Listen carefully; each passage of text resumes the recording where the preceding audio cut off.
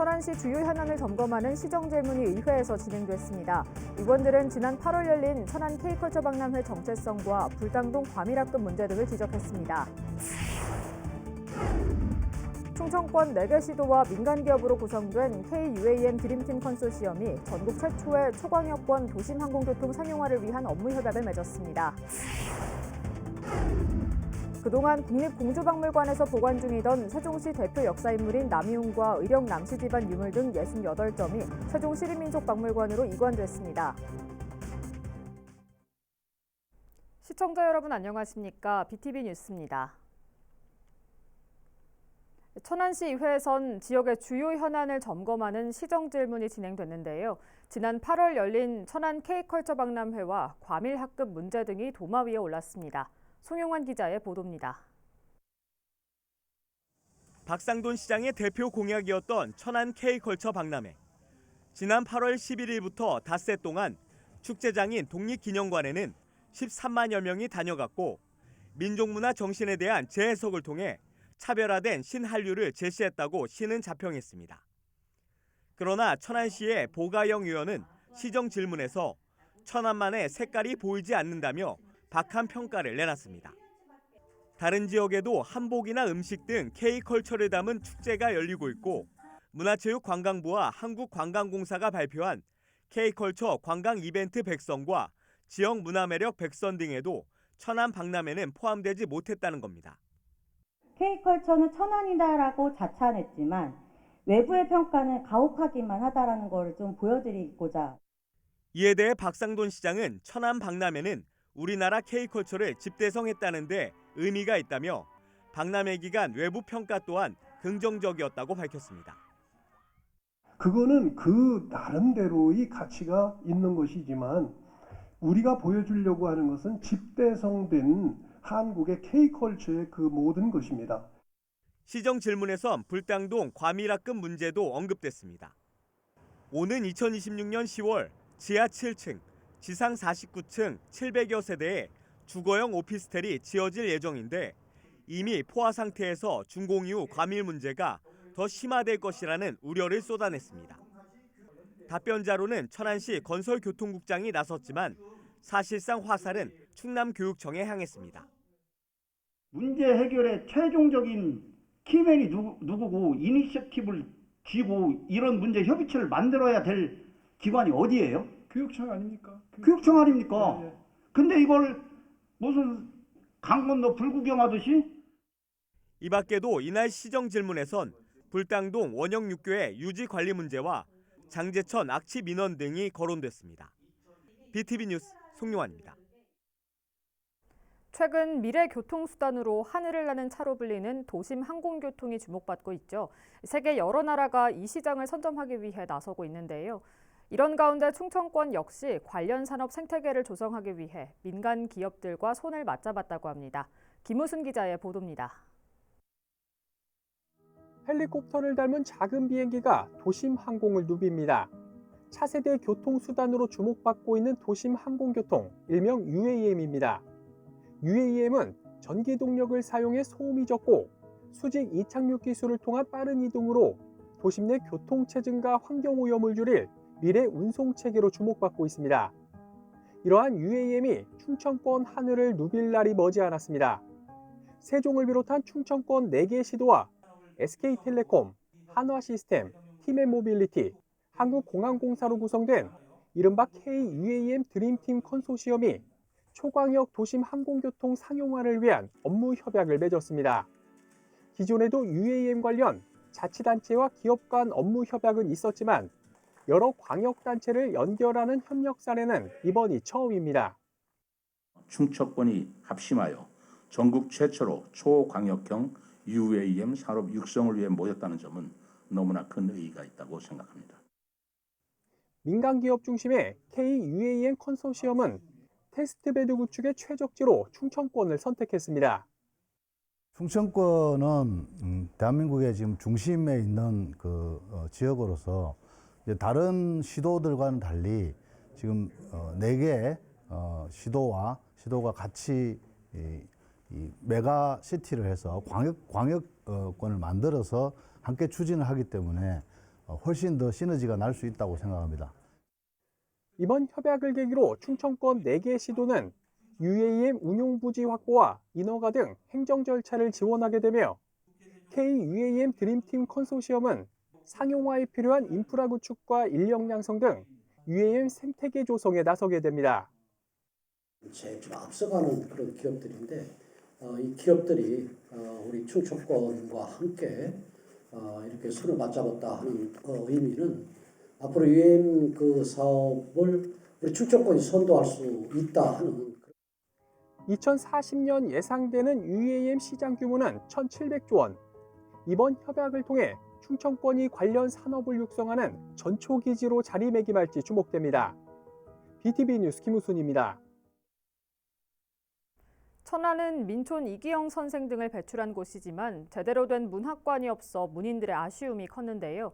예산 삭감 등 우여곡절 끝에 시소유 건물을 리모델링하기로 하고 내년 6월 새로운 문학관이 문을 열 전망입니다. 손용환 기자의 보도입니다. 지난해 2월 문을 연 천안 문학관입니다. 지역 문학인들이 십시일반 기금을 모아 마련한 곳인데 개인이 아닌 지역명을 딴 문학관이라고 하기에는 너무 협소합니다. 일반적으로 문학관은 그러면은 문학에 관한 어떤 박물관 역할을 좀 해야 되는데 그러기에는 여기가 너무 자료를 갖다 놓을 수 있는 장소가 없고 또 모여가지고 뭐 토론이나 이런 것을 할 수 있는 장소도 협소하죠. 일제강점기 대표적인 농민소설 작가인 민촌 이기영, 조선 3대 여류 시인인 운초, 김부용 등과 연을 맺고 있는 천안. 올해는 천안문인협회의 뿌리인 천안문인회가 결성된 지 50년이 되는 해이기도 합니다. 이런 지역 문인들에게 문학관 건립은 오랜 염원이었습니다. 앞서 2020년엔 천안시가 문학관 부지 매입비 45억 원을 편성했지만 여야 갈등 탓에 의회 문턱을 넘지 못했습니다. 가까스로 12억 원의 예산이 확보됐고 시소유인 지식산업센터 건물을 리모델링하는 것으로 결정됐습니다. 건물 1, 2층은 시민과 소통하는 전시 열람 공간으로, 3층은 사무 공간, 4, 5층은 문학인들의 창작 공간으로 탈바꿈하게 됩니다. 저희가 지향하는 문학관은 여타 우리나라에 한 120개 되는 문학관들이 주종이 이제 기념관 성격의 문학관들인데 저희는 이제 로컬, 그러니까 천안 문학관이라는 타이틀을 걸었기 때문에 활동 중심 문인들의 공간으로. 최근 설계 작업을 완료한 천안 문학관은 올해 안에 시공사를 선정해 내년 6월 개관할 전망입니다. BTV 뉴스 송용환입니다. 그동안 국립공주박물관에서 보관 중이던 세종시 대표 역사인물인 남이웅과 의령 남씨 집안 유물이 세종시립민속박물관으로 이관됐습니다. 이번에 이관된 유물은 남이웅 영정과 인장, 교서 등 모두 68점입니다.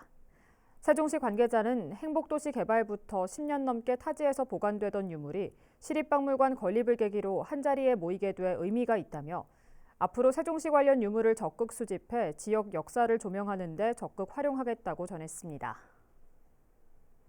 화재가 본격적으로 급증하는 시기를 맞아 화목보일러 사용 과정에 각별한 주의가 요구되고 있습니다. 세종소방본부에 따르면 지난 2018년부터 작년까지 5년 동안 세종시에서 발생한 화목보일러 화재는 모두 33건에 이릅니다. 주요 원인으로는 보일러 주변 땔감 불씨 착화가 9건으로 가장 많았고 이어 재처리 불량, 부주의 등의 순이었습니다. 소방본부는 화목보일러 화재 예방을 위해서는 보일러 주변과 연통을 수시로 청소하고 가까운 곳에 소화기를 비치해두는 등의 안전수칙을 지키는 것이 중요하다고 주의를 당부했습니다. 심야 시간 무인 점포에서 금품을 훔친 일당이 경찰에 붙잡혔습니다.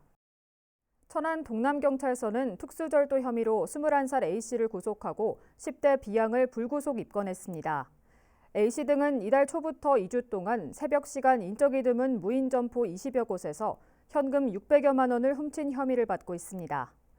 가출 후 함께 생활하던 이들은 생활비 등을 마련하기 위해 범행을 저지른 것으로 드러났습니다.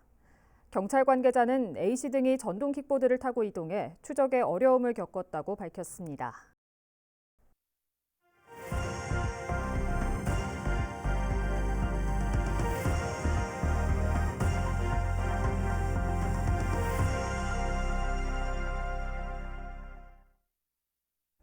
지역 소멸 위기를 극복하기 위해 다양한 시각에서 실태를 점검하고 대안을 찾아보는 케이블 TV 공동기획 시간입니다.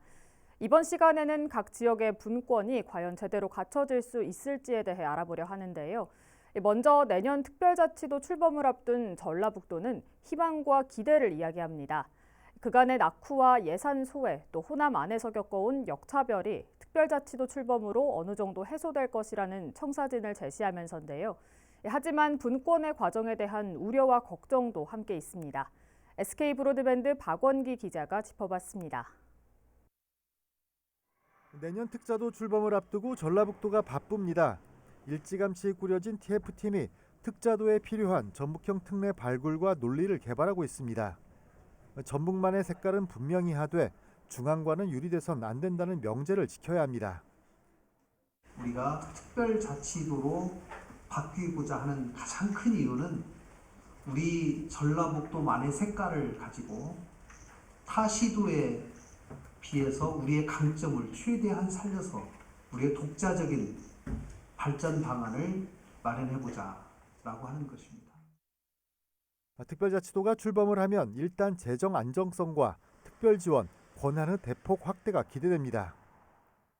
특별자치도라는 자체가 지위에 맞는 많은 권한들이 특별법 정부 개정을 통해서 도지사한테 오게 되는데, 그렇게 되면 결국에는 국가 정책이나 주요 사업들을 추진할 때 그간은 중앙정부의 허가나 승인을 받아야 했다고 치면, 이번에 이게 진행되고 나면 도지사가 직접 하기 때문에. 하지만 우려 역시 함께 있습니다. 할 수 있다 식의 임의 규정이 많은데 실효성이 있겠느냐는 지적입니다.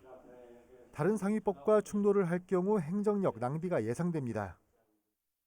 특자도에 관련해서 여러 가지 이제 기본 특별법을 이제 통과를 했습니다만, 전부 개정안이 통과되지 않으면 아무런 특별할 것이 없는 그런 특자도입니다. 이게 거기에 맞춰지는 진짜 어떤 권한이 부여되고 어떤 전북을 위해서 어떤 맞춤형 권한이 부여돼야 될 것만이 어떤 의미를 가진 건데, 말 그대로 이런 상태에서 특자도라고 하면 또 다른 지역도 특별자치도를 추진하고 있어 그 선명성이 떨어질 수 있다는 걱정도 있습니다. 관련해 전라북도는 상생을 강조합니다. 지역의 주인은 지방이라는 그 기본적인 시작에서 지방 분권의 하나의 축이기 때문에 각 지역이 가지고 있는 장점, 강점에 맞는 권한들이 온다고 하면 오히려 지역이 서로가 상생하면서 살 수 있는 또 기반이 되지 않겠나. 현재 전북도는 특별법 전부 개정안을 놓고 각 정부 부처와 국회 설득에 총력을 쏟고 있습니다. 전부 개정안은 모두 5개 분야 232개 조문으로 구성되어 있습니다. 한편 행정정보 시스템 정비가 본격 시작됐습니다. 개발원은 다음 달까지 정비 대상을 정리해 실제 데이터 전환은 내년 1월 실시를 한다는 계획입니다. 여기에 전북도와 특별할 결심이라는 그 슬로건도 정해졌습니다. BTV 뉴스 박원기입니다. 경기도 가평군이 수도권에서 차별을 받는 것으로 드러났습니다. 접경지역 지원특별법에서 정한 지정 요건을 갖추고 있는데도 지원을 받지 못하기 때문입니다. 딜라이브TV 김정필 기자입니다. 경기도 가평군과 강원도 화천군에 걸쳐 있는 화악산 자락입니다. 군사시설이 많고 미군 공여구역도 있어 개발이 더딘 곳입니다. 휴전선 민간인 통제구역으로부터 20km 떨어져 있는 마을입니다. 접경지역 지원법에 거리 기준을 충족하고 있지만 지원을 받고 있지 못합니다. 그렇다 보니 가평군에서도 가장 낙후된 지역으로 꼽힙니다. 살기는 못 사니까 조금이라도 도움을 받으면 좋은데 그런 규정을 모르고 법을 모르니까. 여기가 군사지역이라 여기 놀러 오는 사람들이 많은데도 여기가 제일 낙후됐어요. 선전이 안 돼요. 여기는 이 부대가 있어갖고. 2000년 법 제정 당시 민통선으로부터 20km 이내 읍면이 접경지역의 범위였는데 가평군 북면은 25km라며 제외됐습니다. 2008년 법 개정으로 지정 범위가 25km로 늘었고 2011년엔 접경지역 읍면을 포함하는 시군으로 범위가 확대됐지만 가평군을 넣지 않았습니다. 접경지역 지원 대상이 되면 국비사업과 특별교부세, 기업 등에 대한 지원이 있습니다. 수도권의 주택이 두 채여도 1가구 1주택으로 간주돼 종부세와 양도세 등 세제 혜택을 받습니다. 가평군이 접경 지역으로 지정받으면 안정적인 재정 확보로 정주 여건 개선과 또 세제 혜택으로 인한 생활 인구 유입 증대로 지역 경제 활성화에 도움이 될 것으로. 가평군은 인구 감소를 막고 낙후 지역을 살리겠다는 특별법의 취지를 살리기 위해 가평군을 접경 지역에 포함시켜야 한다며 지난 5월 26일 행정안전부에 법령 개정을 건의했습니다. 딜라이브 뉴스 김정필입니다. 대통령직 속 충북지방시대위원회가 출범 한 달을 맞았습니다. 현재 막바지 조례 제정과 계획 수립 절차가 한창인데요. 어느 지역이나 균등한 기회를 누리는 지방시대를 열 수 있을까요? HCN 유소라 기자의 보도입니다. 대통령직 속 충북지방시대위원회가 강원에 이어 전국 두 번째로 닻을 올렸습니다. 지방시대를 열고 지역 발전의 밑그림을 그릴 정책 컨트롤 타워가 첫 발을 뗀 겁니다. 초대 위원장은 윤여표 전 충북대 총장이 맡았고 균형 발전과 자치 분권, 교육, 복지 등 분야별 20명의 위원으로 꾸려졌습니다. 이제 지방 주도의 균형 발전 그리고 책임 있는 지방 분권을 목표로 지금 하고 있습니다. 지방시대위원회가 적절히 힘의 지원하고 보강하는 그런 역할들을 주도적으로 합니다. 충북도의회는 지방시대위원회 운영을 위한 조례 입법 예고를 마친 상태입니다. 위원회는 지방시대 계획을 수립하고 지역산업 육성 전략을 마련하는 한편 균형 발전과 자치분권 과제들을 수행해 나갈 계획입니다. 충북 지방시대 5개년 계획안에 윤곽도 나왔습니다. 지방시대의 핵심 과제인 기회발전특구 지정뿐만 아니라 충청권 메가시티 구축과 지역 전략산업 육성, 인재 양성, 광역교통망 구축 등 지역 성장 동력을 견인할 중장기 과제가 담겼습니다. 충청북도는 중부내륙 발전특별법 연내 통과, 청주국제공항 민간 전용 활주로 신설, 그리고 지방시대 핵심 과제인 기회발전특구 지정 등 현안과 자치조직권 강화, 지방재정 자율성 제고를 포함한 중앙권한 지방 이양을 위해 노력하고 있습니다.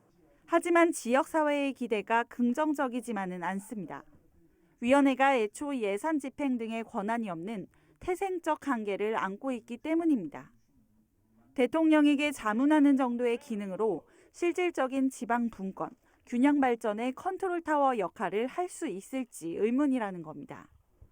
지금 조례를 봤을 때 단순히 심의의결 기구에 좀 국한되는 측면이 있지만 그걸 넘어서서 이제 지역 현안이라던가 아젠다를 좀 발굴할 수 있을 정도로 능동적으로 해야 되지 않나. 정부의 비전대로 지방시대위원회가 누구나 균등한 기회를 누릴 수 있는 지방시대의 마중물이 될 수 있을지 지켜볼 일입니다. HCN 뉴스 유소라입니다. 우리 지역 소식 얼마나 알고 계시나요? 대부분의 언론이 주로 중앙의 소식만 다루고 있는데요. 지역의 소식을 전달하는 지역 방송의 필요성이 커지면서 힘을 실어줘야 한다는 주장이 나오고 있습니다. LG 헬로비전 심다혜 기자가 보도합니다. 은평구의 한 어린이집이 인가 때도 문제가 없었던 스프링클러 때문에 폐원 위기에 놓였다는 소식을 전해드린 바 있습니다. 네, 보도가 나간 이후에 이 문제가 해결되면서 어린이집을 계속 운영할 수 있게 됐습니다. 잘못된 행정을 지적해 폐업 위기에 놓인 어린이집을 구하고 계남면 사무소 습격 사건이 허구라는 사실을 지난달 보도해드린 바 있습니다. 최근 민족문제연구소 부천지부가 학술대회를 열고 본격적인 문제 제기에 나섰는데요.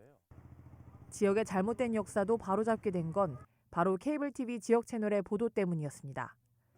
케이블 TV는 지난해 12월 기준 총 90개사가 1272만 가구의 지역 채널 서비스를 제공하고 있습니다. 뉴스를 통해 지역의 크고 작은 소식을 전달하는 스피커 역할을 톡톡히 하고 있습니다. 기획보도와 전문가 대담을 통해 지역의 의제를 다루고 재난방송과 지자체장 선거방송 등 지역 및 맞춤 정보를 제공합니다. 2년 전부터 시작한 커머스 방송을 통해 지역 소상공인의 판로도 개척하고 있습니다. 이렇듯 지역 채널은 주민과 호흡하는 지역 밀착 방송으로 성장해왔지만 최근 급변하는 미디어 환경 속에서 위기를 겪고 있습니다. 그나마 지역 방송을 지원하기 위한 특별법이 지난 2014년 힘겹게 국회를 통과했지만 실상 유명무실한 상황입니다. 액수도 적고 지원 방식이라든가 이런 것들이 제대로 안 되다 보니까 법은 만들어놨지만 실질적인 효용 가치를 못 느끼고 있는 것이죠. 이마저도 케이블 TV 지역 채널에겐 그림의 떡입니다. 특별법이 지역 지상파 방송만 지역 방송으로 규정하고 있어 지원 대상에서 빠졌기 때문입니다. 상황이 이렇다 보니 부산과 인천, 경남, 서울 등에서는 지자체들이 먼저 나서서 지역 채널 발전을 위한 지원 조례를 만들고 있습니다. 전문가들은 특별법 제정 등 주무부처의 대책 마련도 시급하다고 지적합니다. 지역 방송의 역할을 더욱더 충실하게 하고 있는 케이블 방송을 비롯한 여러 지역 채널들이 지원할 수 있는 특별법이 따로 제정되어야 할 것으로 생각됩니다. 서울 공화국으로 불리는 대한민국. 지방 분권화와 함께 전국 226개 지역의 소식을 책임지는 지역 채널에 힘을 실어줘야 한다는 목소리가 커지고 있습니다. 헬로티비 뉴스 심다혜입니다.